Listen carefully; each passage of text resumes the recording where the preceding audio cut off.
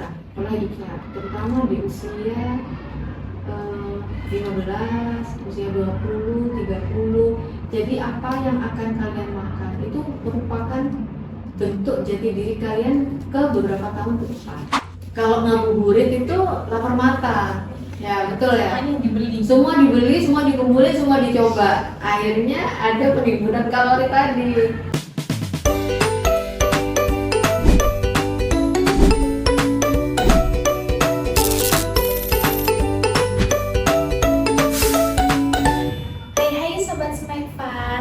Kembali lagi dengan Farmapod, podcastnya Are SMK Farmasi Surabaya. Berbagi cerita inspiratif, wawasan, dan seputar dunia kefarmasian. Bersama dengan saya, Rita Wahyuningsi, dan pada kali ini kita kedatangan narasumber hebat kita, yakni Dr.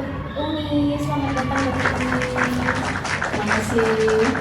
Dan teman-teman, Dr. Umi ini merupakan salah satu alumni dari SMK Farmasi Surabaya. Kalau boleh tahu dokter, dulu lulusnya tahun berapa? Kalau nggak salah 2009.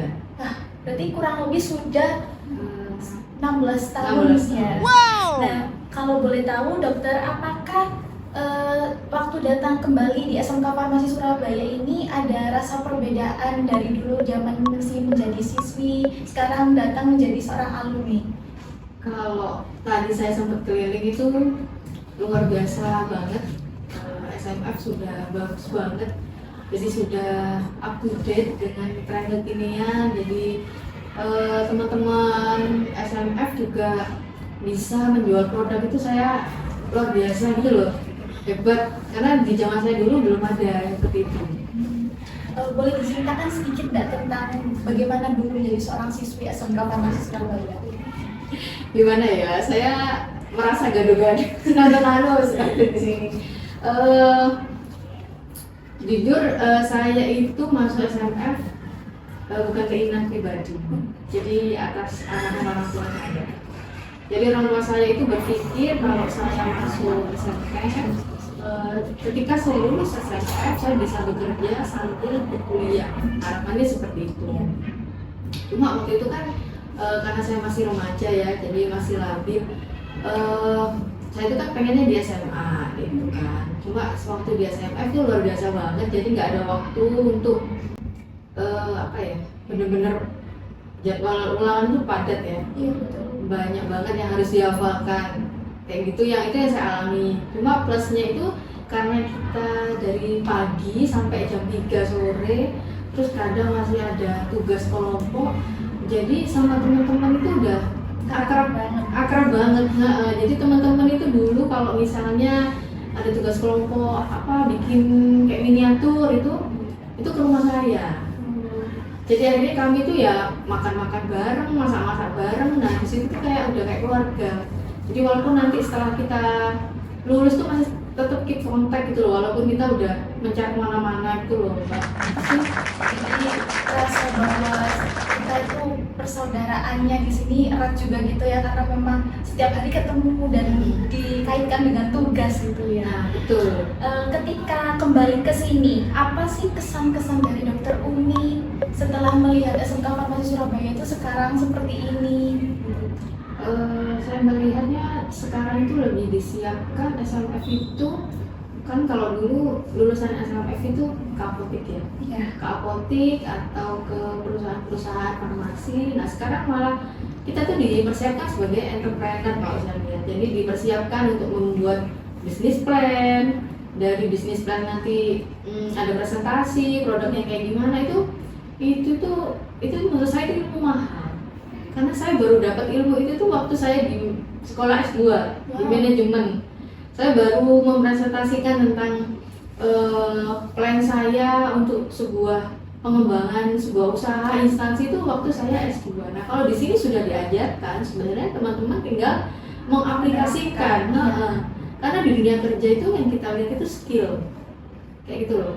Soft skill itu sangat penting, apalagi kalau kita punya insting atau mampu melihat peluang, itu pasti dia akan bisa di masa depan. Dia bakal sukses gitu loh. Nah, apa ada harapan atau pesan-pesan untuk SMK Farmasi Surabaya dan juga siswa-siswinya barangkali, dan juga mungkin ada calon dari peserta didik baru tahun ini gitu. Harapan dan pesan-pesannya. Mungkin harapan saya kan produknya udah bagus. Gak ada salahnya kalau berani untuk membuka ke kayak marketplace kayak sekarang yang banyak ya, ada dua, nanti nggak saya sebutkan, udah paham sendiri. Jadi sekarang itu marketing itu sangat terbuka luas. Jadi nggak hanya dari mulut ke mulut, dari internet, dari live aja sekarang kita udah bisa berjualan. Mungkin hal tersebut bisa diterapkan juga di SMF. Itu sih Ya, bisa jadi perkembangan nantinya ya, nanti Betul. bisa dikembangkan lagi bagaimana produk-produk PKWU-nya dikembangkan lagi di marketplace yang lebih luas. Nah, sekarang kita masuk ke topik selanjutnya, yakni topik utama kita, yaitu mengenai bagaimana menjaga kesehatan dalam saat ini kita kan mau Ramadan. Jadi kita berbagi tips bagaimana menjaga kesehatan di bulan Ramadan, seperti itu. Kalau yang pertama kali saya ingin tanyakan, yaitu apa sih menurut dokter sendiri sehat itu dari kata dunia kesehatan atau bagaimana? Jadi sehat itu kan diartikan keadaan jasmani dan rohaninya dalam keadaan baik-baik saja, nggak ada masalah, nggak ada problem di situ. Karena kalau misalnya dikatakan jasmaninya baik, sehat dok, tapi rohaninya terguncang gitu. Kalau ibaratnya anak zaman sekarang itu mental illness ya. Kalau kena bullying, jadi kepikiran, atau jadi depresi, itu kan juga secara nggak langsung akan mempengaruhi jasmani. Begitupun kalau jasmaninya nggak sehat, rohaninya juga nggak sehat. Jadi dua-duanya harus berkesinambungan, nggak boleh salah satu. Baik, gitu. Kalau semisal kesehatan dalam bentuk jasmani nih, apakah ada cara tersendiri untuk menjaga kesehatan yang baik dan benar? Tentunya ada. Yang pertama, yang paling saya tekankan ke pasien-pasien saya, gimana sih biar tubuh kita tetap sehat itu ya pola hidup kita, pola hidup sehat, terutama di usia 15, usia 20, 30. Jadi apa yang akan kalian makan itu merupakan bentuk jati diri kalian ke beberapa tahun ke depan. Jadi kalau misalnya sekarang makannya sering banyak makan junk food, makan yang ibaratnya seperti apa ya, banyak ya junk food itu ya, kayak burger atau nah, idealnya itu kan makan itu kalau dalam satu piring itu kan dibagi sepertiga karbo, sepertiga protein, sepertiga lagi sayur mayur dan buah kayak gitu. Tapi kan kalau kita beli di junk food, banyaknya karbo, lemaknya tinggi, garamnya tinggi, gulanya tinggi. Jadi kalau mau hidup sehat, tekankan dari pola makan dulu. Habis itu jangan malas untuk gerak. Nah, kita ini sekarang udah masuk di zaman yang dikit-dikit kalau nggak Gojek, GoFood. Iya, itu males bikin gerak ya. Padahal kalau zaman saya dulu, saya mau fotokopi itu saya jalan dari rumah saya ke tempat fotokopian. Kalau anak zaman sekarang mungkin nggak usah fotokopi, tinggal foto cekrek udah simpan share gitu kan. Kalau zaman saya dulu masih ada fotokopi, bergerak terus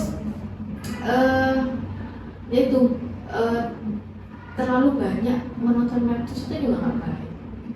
Mempengaruhi rohani ya. Betul, mentalnya. Mentalnya jadi nggak kuat. Kalau mentalnya masih belum dewasa, kita melihat kehidupannya orang lain, waduh kok enak banget, kok saya seperti ini, yang ada itu tercipta rasa satu kurang bersyukur. Iya betul. Dengan apa yang sudah kita miliki itu kita akhirnya, kok aku nggak seperti dia ya, seperti itu. Kok dia enak banget ya. Padahal di balik dia mengupload itu kan mungkin ada perjuangan yang nggak diperlihatkan, kayak gitu. Jadi udah kita kurang bersyukur, secara agama kan udah nggak boleh ya. Terus kita jadi iri, hasad, nah itu secara nggak langsung itu akan membuat hati kita itu terkotor, ternodai gitu. Dan itu kalau sudah ternodai nanti dari positif auranya ini loh kelihatan. Kan kelihatan mana orang baik, mana orang jahat, kan kelihatannya gitu ya. Nah itu seperti itu. Jadi memang kalau menjaga kesehatan kita itu harus melihat mengatur pola hidup ya, apalagi makanannya itu juga mempengaruhi jiwa kita, rohani kita, seperti itu. Ya jadi itu sebenarnya tergantung ini sih Mbak, kemauan personal. Kedepannya itu ketika lansia dia mau tetap fit atau tidak. Karena beberapa yang saya jumpai ada kok lansia itu masih tetap fit, masih bisa nyetir, masih bisa senam, walaupun senamnya masih agak slow, nggak seperti senam yang kebanyakan, tapi dia masih bisa jalan-jalan. Tapi ada lansia usia 55 atau 58 tahun udah sakit semua, udah sering ke rumah sakit, udah kena diabetes. Nah, itu sudah ditentukan saat kita usia masih remaja. Nah, jangan mikir saya masih usia 15, saya masih usia 20 tahun. Tetapi apa yang kamu makan sekarang itu akan menjadi investasi ke depan. Jadi kalau sekarang udah banyak makan boba, minuman yang manis-manis itu ya secara nggak langsung kalian menabung untuk menjadi seorang diabetes. Orang diabetes itu tidak bisa lepas dari obat, ya, dan komplikasinya banyak banget. Kayak gitu. Saat ini kan kita mau menjelang puasa ya. Banyak orang itu kan kurang perhatian ya sama dirinya. Nah, kalau misalnya kita harus perhatian sama diri itu, apa sih tanda-tanda kita itu tahu kalau misalkan organ dalam tubuh kita itu sehat? Baik. Jadi Allah itu menciptakan kita tuh sangat luar biasa banget. Ketika ada organ tubuh yang mau mengalami kerusakan, itu masih berusaha sebagaimana mungkin, sekeras mungkin untuk jangan sampai timbul komplikasi. Nah, itu biasanya gejalanya kalau di dunia kedokteran, di dunia medis, timbul beberapa gejala, yaitu seperti ada demam, nyeri, ya ada gangguan fungsi, entah itu misalnya harusnya tangannya udah bisa megang tapi tidak bisa megang, nah itu kan udah ada gangguan fungsi. Terus ada warna kemerahan, berarti ada radang di situ Mbak. Nah, mungkin ada pembengkakan juga, berarti kan ada sesuatu di dalam situ. Nah, jadi kalau tubuh itu kalau misalnya udah rusak gitu ya, ada kerusakan, misalnya ginjalnya rusak, ini berusaha biar masih bisa mengatur sistem yang di dalam tubuh sampai lama akhirnya sampai dia tidak mampu lagi. Kalau sudah tidak mampu lagi, maka akan timbul kalau di ginjal namanya gagal ginjal. Kalau udah gagal ginjal ya mau tidak mau kita lihat stage-nya dulu. Kalau udah sampai stage 3 ya mau tidak mau dia cuci darah yang dikenal di masyarakat umum. Atau seperti yang paling banyak ya tekanan darah tinggi. Orang yang mempunyai hipertensi atau darah tinggi itu tidak berasa, jadi merasanya dirinya sehat-sehat aja. Nah, padahal jantung itu berusaha biar gimana caranya tensinya tinggi tapi tetap sistem ini berjalan normal. Nah, kan saya sudah bilang ini investasi. Jadi nanti jantungnya akan membengkak dalam beberapa puluh tahun kemudian. Seperti itu. Jadi kalau orang awal sudah terdeteksi dengan hipertensi, harusnya sih harus sudah rutin minum obat, sudah harus menjaga pola hidupnya. Seperti itu Mbak. Nah, dokter, mau tahu nih, bagaimana sih kita bisa menjaga kesehatan kita selama bulan puasa? Puasa sendiri itu udah menjaga kesehatan. Jadi kalau kita berpuasa, bayangkan dalam 1 tahun ada 11 bulan, organ pencernaan kita ini memproses makanan yang masuk ke dalam tubuh. Nah, ketika kita diberi jeda 1 bulan untuk berpuasa, itu organ-organ itu beristirahat, kayak gitu loh. Jadi tidak bekerja sekeras hari-hari yang lalu. Nah, secara nggak langsung hal tersebut akan mendetok racun-racun yang ada di tubuh kita. Jadi kalau tipsnya untuk tetap fit ya di saat bulan puasa itu, kalau menurut saya jangan lupa minum air putih. Minum air putihnya kalau bisa, kalau saya saraninnya minimal kita 8 gelas sehari. Cuma kan kita ini berpuasa, nggak mungkin kalau minum 8 gelas sehari. Jadi harus kita atur gitu loh. Kalau saya menyiasatinya seperti itu. Jadi waktu berbuka kan diawali dengan yang manis-manis dulu, seperti kurma gitu ya. Biar gulanya yang sudah turun naik lagi sampai normal. Terus kita tambahin dengan 2 gelas air. Terus misalnya nanti mau tidur ditambah dengan 2 gelas air. Nah ketika sahur ketika sahur atau sebelumnya tuh loh, kalau bangun tengah malam misalnya tadarus atau apa ya boleh minum lagi 12. Terus misal sahur nanti 12, jadi kan pas ada 18. Jadi kalau kita menjaga konsumsi air mineral kita, air minum kita akan tetap terhidrasi dengan baik seharian walaupun kita berpuasa. Seperti itu. Jadi kalau saran saya boleh makan yang manis-manis, tapi bukan berarti itu kesempatan kita untuk nggak apa-apa makan manis sebanyak mungkin. Nah itu kan nanti gulanya juga kaget ya, insulin untuk memproses gula menjadi energi itu jadi kebanyakan gulanya daripada insulinnya. Nah itu yang bikin kita jadi ngantuk, jadi bikin kenyang banget ya, karena gulanya terlalu banyak berarti. Lalu apa saja yang mungkin bisa kita makan saat bulan puasa sih, makanan yang bisa buat kita itu menunjang kesehatan selama berpuasa itu mungkin ada rekomendasi seperti apa? Kalau saya sih menyarankan mungkin makan kalau kayak pembuka itu kayak kurma, sudah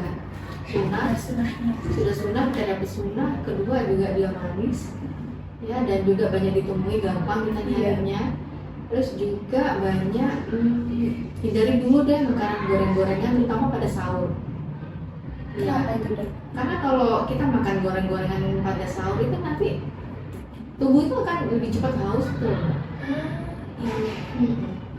Terus karena dia juga termasuk ini ya, apa namanya, karbo juga. Nah, kita harus berhitung kalori juga antara nasi, gorengan sama cemilan yang lain. Jangan terlalu banyak juga kalori yang masuk sehingga buat kita jadi ngantuk tadi. Nah, mungkin bisa juga makanan yang diprosesnya menjadi lebih lama di pencernaan, seperti contohnya gandum, oat atau beras merah. Memang sih rasanya tidak seenak nasi putih, tapi dia lebih sehat. Sehingga kalau kita misalnya makan pada waktu sahur itu membuat rasa kenyang itu lebih lama dibandingkan kita yang makan instan, gorengan, kayak gitu tuh lebih cepat dan lebih gampang terasa hausnya. Ya. Terus mungkin bisa juga dengan buah-buahan yang berserat. Iya, karena serat itu bikin tahan lama kenyangnya gitu ya. Betul. Kalau semisal sewaktu berpuasa itu sebenarnya kita boleh beraktivitas atau tidak boleh sih? Ya, itu beraktivitas bro. Puasa itu bukan alasan untuk kita jadi malas-malasan, tidak. Puasa itu kita tetap produktif. Tapi mungkin kalau untuk olahraganya tidak seberat sewaktu kita tidak puasa. Ya. Tapi bukan berarti kita tidak olahraga gitu, cuma tidur-tiduran sepertinya bukan seperti itu makna dari puasa. Jadi makna puasa itu kan puasa Ramadan itu artinya pembakaran. Satu, pembakaran. Maksudnya pembakaran apa? Bukan pembakaran kalori aja loh ya. Bukan maksudnya cuma pengen diet aja, bukan. Tapi pembakaran terhadap dosa-dosa kita selama 1 tahun atau yang lalu. Sehingga untuk memaknai pembakaran ini berarti kita harus melakukan aktivitas yang bisa mendekatkan kepada Allah Subhanahu wa Ta'ala. Yang kedua, di bulan Ramadan ini sangat identik, sangat kental sekali dengan membaca Al-Quran. Karena di bulan Ramadan nanti akan ada malam nuzulul Quran. Nah, di situ. Jadi kalau misalnya aduh aku puasa, aku nggak mau ada tugas kayak gitu ya, itu menurut saya itu kurang tepat. Jadi harusnya ketika puasa ya tetap kita semangat menjalani hari-hari, malah kita lebih banyak beribadah, pokoknya lebih banyak mendekatkan diri kepada yang Allah Subhanahu wa Ta'ala, yang lebih positif vibe itu harusnya lebih banyak, sehingga kedepannya setelah bulan puasa hal tersebut terbiasa. Jadi kalau misalnya sebelumnya sholat mau jam 2, sholat zuhur atau sholatnya asar maghrib jadi gabung ya jam 5 sholat asar, habis itu setengah 6 maghrib, jadi sekali. Nah itu mungkin coba diperbaiki pelan-pelan dulu, paling tidak tepat waktu dulu. Nah ini kalau sudah istiqomah ya, kan Allah sukanya istiqomah juga ya, sukanya bukan hari ini kita sholat ya terus sholat wajibnya oke, sholat sunnahnya oke, terus besok bolong. Nah itu juga kurang disukai. Lebih baik kita istiqomah tapi kita ada instan peningkatan. Jadi kalau misalnya sholat waktunya udah tepat waktu, tinggal ditambah ini sunnah-sunnah yang lain, begitu Mbak. Jadi kesempatan untuk bisa meningkatkan mendekatkan diri kepada Tuhan yang Maha Esa itu ada di bulan Ramadan ya. Jadi udah ada target gitu loh sebenarnya kalau kita mau memaknai Ramadan ini kayak gimana. Kalau cuma memaknai Ramadan puasa nanti lapar, nanti haus, ya itu aja yang didapat. Tapi kalau kita memaknai lebih dalam ternyata luar biasa sekali faedah. Kesehatannya dapat, imannya jadi lebih meningkat, itu juga komplit lah di bulan puasa ini. Nah, kalau bulan puasa ini sebaiknya kita itu harus mengonsumsi makanan yang mempunyai kandungan seperti apa dok? Biar bisa tahan full 1 hari puasanya.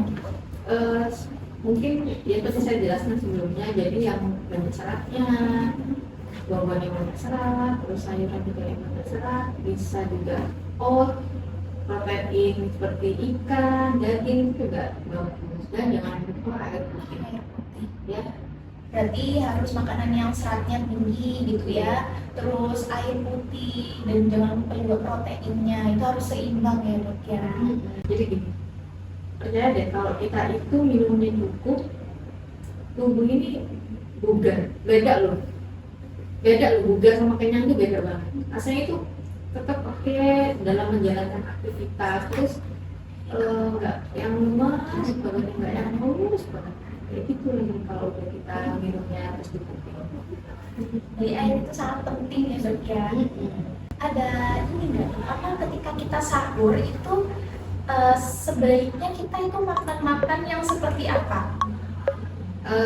Kalau sahur seperti saya sarankan jangan makan yang pedas, ya gorengan juga jangan. Nanti takutnya sahur dok pesan apa ya? Mie level 9, besok paginya mules. Akhirnya batal puasanya, jadi dong puasa, kan sayang banget tuh. Ya boleh suka pedas tapi ya jangan terlalu. Karena saya jadi disesuaikan waktunya, jangan waktu sahur. Karena saya pernah tuh punya pasien seperti itu. Bu, kenapa? Aduh, datang ke IGD itu ceritanya. Kenapa bu? Aduh, saya mules. Loh, kenapa? Tadi malam sahur dok pakai nasi goreng apa? Yang pedes banget itu loh, nasi goreng gila gitu. Cabainya 10 dok. Waduh, akhirnya ya masuk IGD, kita masukkan obat, suntik. Karena dia udah melilit, udah perut kosong, kena cabai luar biasa asam lambungnya. Kayak gitu. Menantang lambungnya itu ya kalau itu. Betul. Kalau itu dari tadi, kalau yang tadi itu kan sahur. Kalau berbuka puasa, sebaiknya kita makan yang seperti apa? Nah, waktu berbuka kita harus mempunyai trik karena habis berbuka kita kan ada taraweh. Biasanya teman-teman itu kalau ngabuburit itu lapar mata. Ya betul ya. Semuanya dibeli. Semua dibeli, semua dikumpulin, semua dicoba. Akhirnya ada penimbunan kalori tadi. Setelah sholat maghrib kenyang. Kalau udah kenyang mau sholat tarawih yang beberapa rakaat jadi males-malesan, jadi ngantuk. Jadi kalau saran saya, kalau sebaiknya kalau berbuka puasa itu kita batalkan dengan kurma dulu, dengan snack dulu, paling enggak ya kenyang, tapi yang enggak kenyang banget gitu. Nah, setelah kita taraweh, barulah kita makan nasi. Nah, seperti itu. Jadi sehingga kita itu nyaman saat mengerjakan ibadah, Mbak. Jadi memang harus diatur untuk porsi kalorinya. Cuma ya itu ya, kita harus bisa mengatur hawa nafsu ini ya. Kan kalau udah puasa, ngelihat orang jualan es di pinggir jalan semua dibeli, cilok, seblak, segala macam, gorengan itu kan dimakan semua. Nah itu harus kita diatur aja jamnya ya. Setelah ini saya baru tahu ya kalau habis buka puasa itu nggak boleh langsung makan berat, karena biasanya saya sendiri juga kalau terawih suka ngantuk dok. Jadi gini, saya tuh pernah dulu saya juga kayak gitu tuh cuma angin lalu ketika saya masih SMA. Saya nggak dengerin ya apa aja. Tapi saya pernah ngelihat imam masjid. Jadi dia itu habis orang azan dia berbuka tuh cuma pakai kurma. Setelah berbuka saya lihat, saya perhatikan gitu dari belakang ya. Kan kalau ini kan kelihatan ya di belakang itu di sofa kita. Itu sibuk berdoa gitu. Saya gini, oh mungkin yang benar tuh seperti ini ya, nggak kayak kita malah Allah Akbar, Allah, wah, wah dibukain semua. Kalau saya lihat imamnya tuh ya, Allah Akbar ya, Bismillah, berdoa, berbuka, meletakkan puasa, habis itu dia taruh, dia berdoa sampai ikomat apa maghrib, dia sholat, habis itu baru dia makan.